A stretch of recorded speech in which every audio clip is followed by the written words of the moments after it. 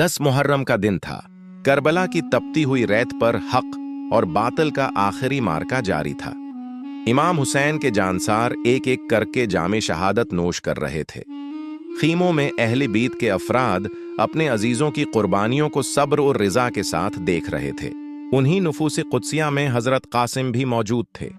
आप हजरत इमाम हुसैन के भतीजे थे, कम उम्र थे, मगर शजायत, वफादारी और इश्क अहले बीत से सरशार थे।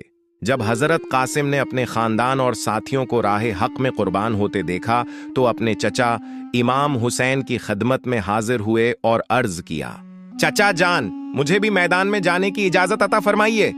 इमाम हुसैन ने अपने भतीजे की तरफ मोहब्बत भरी निगाह से देखा। कासिम अभी नौजवानी की दहलीज पर थे। चचा का दिल गवारा न करता था कि अपने भाई की निशानी को मैदान जंग में भींजें, लेकिन हजरत कासिम ने बार बार दरख्वास्त की। उनके चेहरे पर अज़्म, वफादारी और कुर्बानी का जज्बा नुमायां था।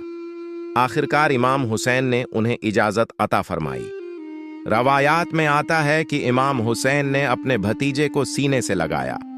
दोनों की आंखों से आंसू जारी हो गए। फिर हजरत कासिम ने मैदान करबला का रुख किया। तपते हुए सहरा में जब ये नौजवान मुजाहिद मैदान में उतरा तो दुश्मन ने उसकी कम उम्री को देखा, मगर जल्द ही उसकी बहादुरी से हैरान रह गया।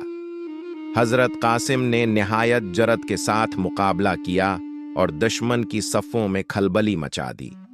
करबला की सरजमीन गवाह है कि ये नौजवान सिर्फ तलवार नहीं चला रहा था, बल्कि अपने नाना रसूलुल्लाह के दीन की सरबलंदी के लिए जान भी निछावर कर रहा था।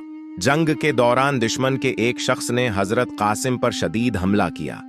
आप जख्मी होकर जमीन पर तशरीफ ले आए। इस नाजिक लम्हे में आपने अपने चचा इमाम हुसैन को पुकारा। इमाम हुसैन ये सदा सुनते ही तेजी से अपने प्यारे भतीजे हजरत कासिम के पास पहुंचे। हजरत कासिम की सांसें धीमी हो रही थीं।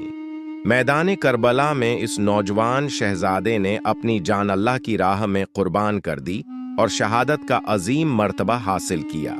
इमाम हुसैन अपने भतीजे की जदाई पर गमगीन थे।